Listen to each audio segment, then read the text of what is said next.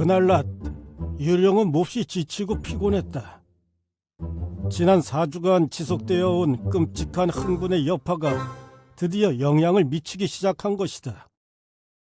심각한 신경쇠약으로 그는 작은 소리에도 깜짝 놀랐다. 그는 닷새 동안 방에 틀어박혀 있었고 결국은 서재바닥의 핏자국도 포기하기로 결심했다.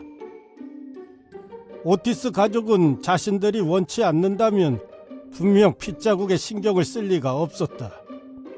그들은 물질주의에 경도된 저급한 사람들이며 심미적인 현상의 상징적 가치를 제대로 평가할 능력이 아예 없어 보였다. 유령에 대한 탐구, 영체의 발전은 당연히 별개의 문제였고 그가 마음대로 할 수 있는 것도 아니었다. 일주일에 한 번 복도의 모습을 드러내고 매달 첫째 주와 셋째 주 수요일에 커다란 퇴창에서 의미 없는 말을 짓거리는 일은 그에게 엄숙한 의무였다. 그 의무에서 명예롭게 벗어날 수 있는 방법은 도저히 알 길이 없었다. 그의 삶이 매우 사악하다는 것은 분명한 진실이지만 다른 한편으로는 초자연적인 것과 관련한 모든 것에 누구보다 양심적이었다고 할 만했다. 그래서 그 후로 3번의 토요일마다 평소처럼 자정에서 새벽 3시 사이에 복도를 오가며 자신의 모습이나 소리를 들키지 않으려고 온갖 주의를 다했다. 그는 장화를 벗어버리고 벌레 먹은 낡은 판자 위를 가능한 소리나지 않게 걸었으며 커다란 검은색 망토를 걸치고 사슬에는 라이징선 윤활유를 꼼꼼히 발랐다. 나는 이쯤에서 그가 어렵사리 마지막 자구책을 선택하기까지 얼마나 고민이 많았을지 인정해야겠다. 어느 날 밤 오티스 가족이 식사를 하는 동안 그는 오티스 씨의 침실로 들어가 그 윤활유 병을 가져왔다.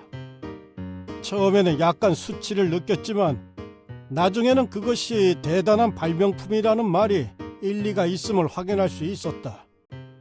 게다가 그의 방책에도 퍽 유용했다.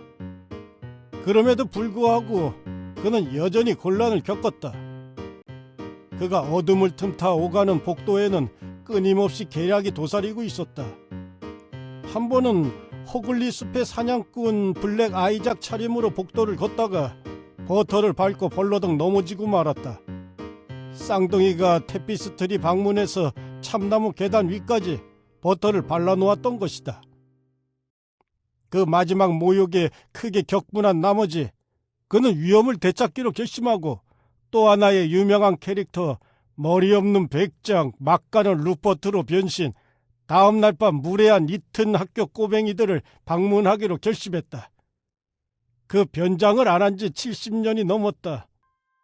도회적이고 아름다운 바보라 부인을 너무 겁주었기 때문이 아니라 그 때문에 그녀가 약혼자였던 현 캔터빌 영주의 조부와 파혼하고 잘생긴 잭 캐슬턴과 함께 그레트너 그린으로 떠나면서 땅거미가 질 때 끔찍한 유령이 테라스를 오가도록 방치하는 가문과는 절대 결혼할 수 없다고 주장했기 때문이다. 불쌍한 잭은 나중에 웬드 스워드 커먼에서 캔터빌 영주와 결투를 벌이다 총에 맞아 죽었고 시리에 빠진 바보라 부인은 그 애가 다 가기 전 턴브리지 웰스에서 역시 목숨을 잃었으므로 모든 면에서 머리 없는 백작 막가는 루퍼트는 큰 성공을 거둔 셈이 없다. 만약 가장 위대한 초자연적인 미스테리와 관련된 그처럼 극적인 표현 장치를 사용한다면 분장이 극히 어려워서 준비하는데 꼬박 3시간이 걸린다고 설명할 수 있겠다. 마침내 만발의 준비를 끝냈을 때 그는 자신의 모습에 매우 흡족했다. 커다란 가죽 승마화가 약간 크고 2개의 마상 단총 중에서 1개밖에 찾아내지 못했지만 그는 전반적으로 매우 만족한 채 1시 15분에 징두리 벽판을 빠져나와 살금살금 복도를 향했다. 벽지 때문에 파란 이불로 이름 붙인 쌍둥이 방에 도착했을 때 방문이 약간 열려 있었다. 좀 더 그럴싸하게 들어가고 싶어서 그는 문을 휙 열어 젖혔지만 그 순간 무거운 물 주전자가 그에게 곧장 떨어져 온몸으로 흠뻑 적셨다. 주전자는 왼쪽 어깨를 고작 몇 센티미터 빗나갔다. 그와 동시에 그는 사조식 침대에서 자지러질 듯 숨죽인 웃음소리를 들었다. 필사적으로 초연함을 가장하고 도망치긴 했지만 그의 신경계에 가해진 충격은 매우 심각해서 다음 날 일어났을 때는 독감에 걸려 있었다. 그나마 다행인 것은 쌍둥이의 방에 머리를 가져가지 않았다는 점인데 만약 그랬다면 결과는 걷잡을 수 없이 심각해졌을 것이다. 이제 그는 무례한 미국인 가족과 싸우려는 모든 희망을 포기했고 붉은색의 두터운 머플러를 목에 둘러 바람이 새는 것을 막고 쌍둥이의 공격에 대비해 작은 화성층을 든 채 면직물 슬리퍼 차림으로 복도를 살살 오가는 것에 만족했다. 그가 최후의 일격을 받은 것은 9월 19일이었다.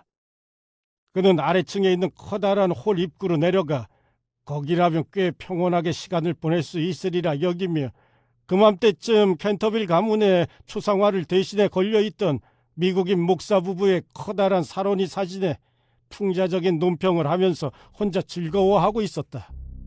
그는 묘지에 흙이 군데군데 얼룩진 긴 흰옷을 소박하지만 말끔하게 차려입고 있었고 노란색 아마포로 턱을 질끈 묶었으며 조그만 각등과 교회지기의 삽을 들고 있었다.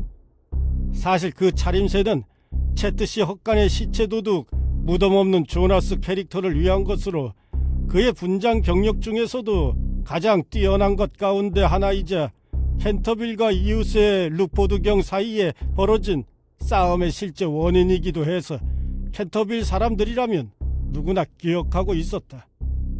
새벽 2시 15분경 그가 아는 한 아무도 깨어있는 사람은 없었다. 혹시 핏자국이 조금이라도 남아있을까 궁금해서 서재 쪽으로 걸어가는데 갑자기 어두운 구석에서 두 개의 형체가 뛰어나오더니 머리 위로 미친 듯이 손을 흔들어대며 그의 귓가에다 우우 하고 소리를 지르는 것이었다. 상황이 그렇다 보니 그는 당연히 발작적인 공포에 사로잡혀 계단 쪽으로 달려갔지만 그곳에는 워싱턴 오티스가 커다란 정원 손질용 물 펌프를 들고 기다리고 있었다. 적에게 포위되어 진퇴양난에 빠진 그가 그나마 천만다행으로 불이 꺼져 있던 커다란 쇠 난로 속으로 뛰어들어 연통과 굴뚝을 거쳐 간신히 자신의 방에 돌아왔을 때는 오물과 혼란, 절망을 뒤집어 쓴 참담한 몰골이었다. 그 사건 이후 그는 심야 일정을 완전히 취소하고 말았다. 쌍둥이는 이따금씩 그를 기다렸고 매일 밤 복도에 견과 껍질을 뿌려놓아 부모님과 하인들을 성가시게 만들었지만 아무 성과도 얻지 못했다.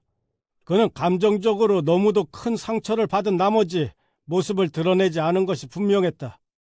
덕분에 오티스 씨는 몇 년 동안 몰두해온 민주당의 역사에 대한 야심찬 연구를 다시 시작했고 오티스 부인은 멋진 파티를 주최해 마을 전체를 들썩이게 만들었다. 쌍둥이는 라크로스와 유커, 포커를 비롯 미국의 국기 종목에 재미를 붙었다. 버지니아는 지난주에 휴일을 보내기 위해 캔터빌에 온 젊은 채셔 공작과 함께 조랑말을 타고 오솔길을 달렸다. 유령이 사라졌다고 믿는 것이 전반적인 분위기였고 실제로도 오티스 씨는 그 일을 캔터빌 영주에게 편지로 알렸으며 영주는 답장을 보내 진심 어린 축하와 함께 훌륭한 목사 부인에게도 안부를 전했다. 그러나 오티스 가족이 잘못 생각한 것이었다. 유령은 무력증에 빠져 있기는 해도 아직 저택에 있었으며 계속 쥐죽은 듯이 있을 생각은 전혀 없는 데다 특히 손님 중에 젊은 채셔 공작이 와 있음을 알고는 더욱 그런 마음을 굳히고 있었다.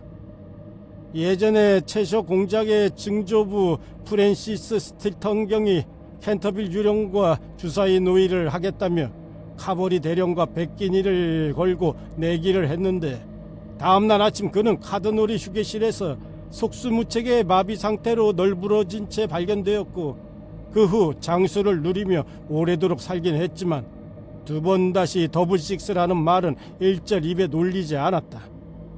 당시에는 두 귀족 집안의 명예를 위해 모두 쉬쉬하려고 노력했지만 그 일화를 모르는 사람은 없었다. 그때의 상황을 완벽하게 설명해 줄 만한 비슷한 예가 태클경의 세 번째 저작에 등장할 것이다. 이런 사정 때문에 캔터빌 유령은 스틸턴 가문에 대한 자신의 영향력이 여전히 건재함을 보여주고 싶어 애가 탔다. 따지고 보면 그의 사촌이 데블클리 씨와 재혼함으로써 스틸턴 가문과는 먼 사돈뻘이 되었고, 누구나 알고 있듯이 채셔 공작은 직계 후손이었다. 그래서 그는 냉혹한 베네딕트 회원 뱀파이어 수도사로 분장해 버지니아의 꼬맹이 연인에게 나타날 준비를 하고 있었다. 사실 그 캐릭터는 너무도 끔찍해서 늙은 스타트업 부인이 1764년 운명의 섣달 금음날 그 모습을 보고는 찢어질 듯 비명을 지르다 쓰러졌고, 결국 사흘 만에 세상을 떠났을 정도였다. 세상을 떠나기 전 그녀는 가장 가까운 친척들의 캔터빌 저택의 상속권을 박탈하고 모든 재산을 자신이 운영하던 런던의 약국 앞으로 남겨놓았다. 그러나 준비를 끝냈음에도 유령은 마지막 순간 쌍둥이에 대한 두려움 때문에 자신의 방을 떠나지 못했고, 애송이 공작은 로열 침실의 커다란 깃털 차양 아래서 평화롭게 잠들어 버지니아의 꿈을 꾸었다.